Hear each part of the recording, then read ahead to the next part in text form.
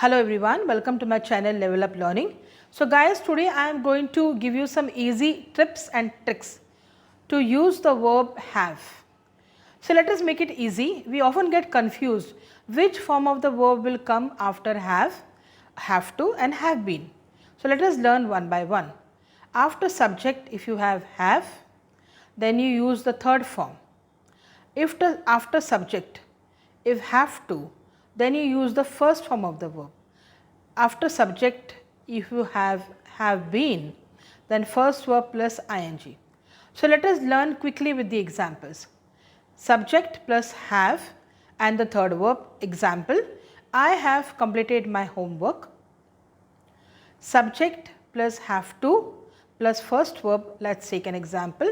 I have to get up early in the morning.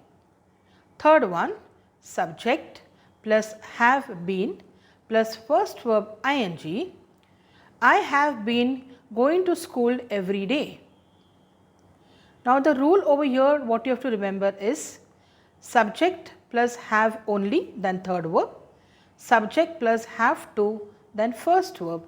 Subject plus have been, then first verb plus ing.